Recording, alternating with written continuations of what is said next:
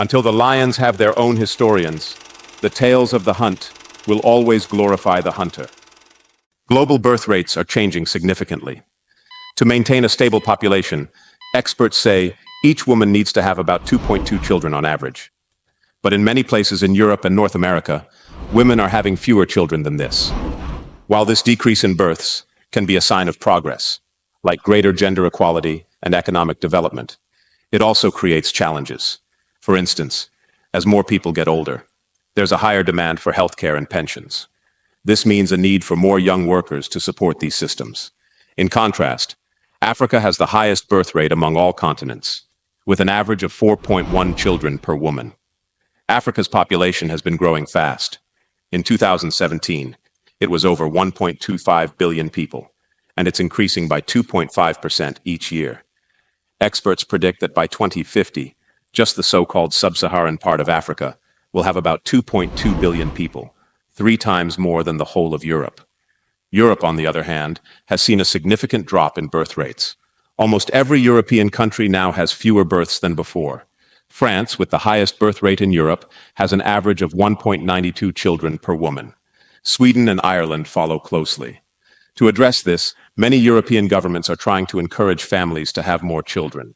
At a G20 summit in Germany, a journalist asked French President Emmanuel Macron when the G20, especially France, would initiate a development plan to assist Africa.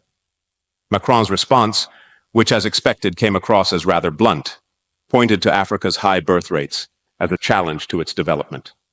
He mentioned that African women have an average of 7 to 8 children, suggesting that such a high birth rate makes development difficult.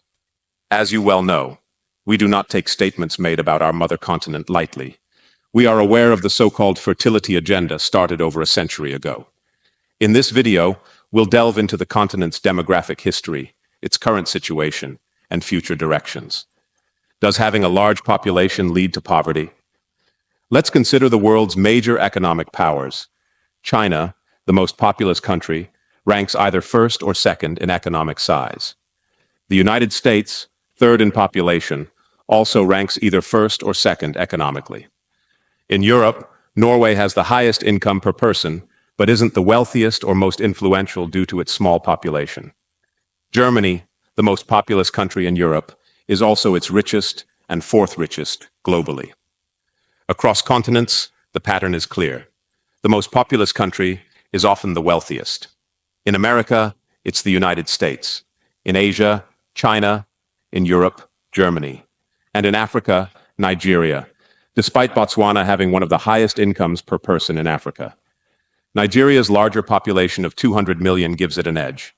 Therefore, a large population doesn't necessarily mean poverty. Instead, it often correlates with wealth and geopolitical power. This is a significant advantage. As Africans, we should wake up and realize that the debate around Africa's demographic layout is influenced by these geopolitical considerations. Sub-Saharan Africa has approximately 1.4 billion people, based on a report from 2021.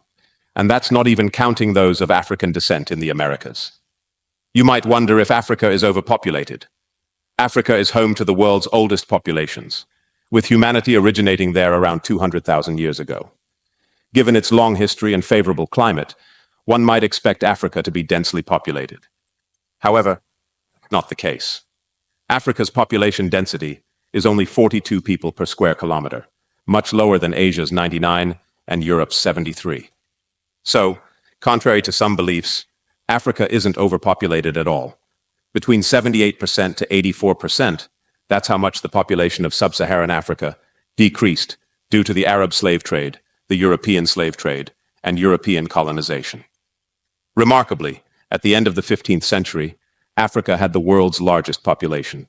French geographer and demographer Louise Marie Diop Maes, known for her comprehensive work on African demographic trends, in her book Black Africa, Soil, Demography and History, estimated that before the disruption caused by European slave traders, the population was between 600 and 800 million people. However, 350 years of raids, forced deportations, and the destruction of ancient African societies and their once thriving empires drastically reduced this number. By the end of the 19th century, Africa's population had fallen to about 200 million. This significant decrease highlights the profound impact of these historical events. Following European colonization and its devastating impact, Africa's population was reduced to 127 million by 1930. The survival of the African people after these 450 years of catastrophic events is attributed to their originally large population. The fact that there were so many people in Africa initially is what allowed the population to endure and eventually recover.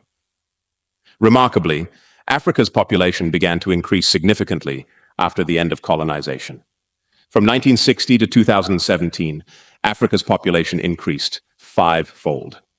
This remarkable growth occurred as soon as the external conflicts and assaults lessened. Surprisingly, this happened without any major birth-boosting policies from governments. Despite challenges like malaria, AIDS, wars, and famines, Africa's population kept growing steadily. The average number of children per woman in Africa decreased from 6.6 in 1960 to 4.9, but the population growth rate is still rising. This is largely due to lower mortality rates across all age groups, aided by advancements in medicine.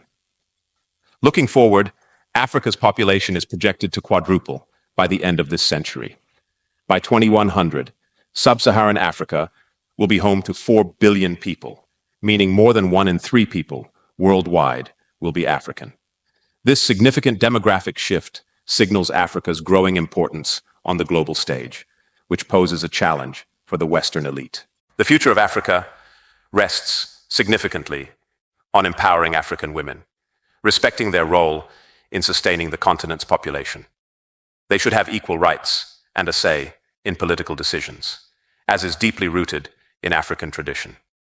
It's crucial for African women to determine what they need to maintain a healthy birth rate, like financial incentives, maternity leave, career protection, and access to amenities like fitness centers and daycare. Moreover, the health sector in Africa needs to continue advancing, especially in combating diseases like malaria and AIDS. Reducing the impact of these diseases is essential for improving overall well-being. Looking towards a future with a potential population of 4 billion, it's important to focus not just on numbers, but on the quality of life. The goal is for future Africans to be culturally and economically empowered, proud of their heritage, and not burdened by feelings of inferiority. This means moving away from dependency on external cultural influences and fostering a sense of identity and prosperity. The future should see a population that is linguistically diverse, embracing African languages like Swahili, Lingala, Hausa, Bambara, and others. It's about celebrating African culture, the joy, music, dances, rites, festivities, and values. This vision requires a deep cultural and economic transformation, offering vast opportunities for the continent.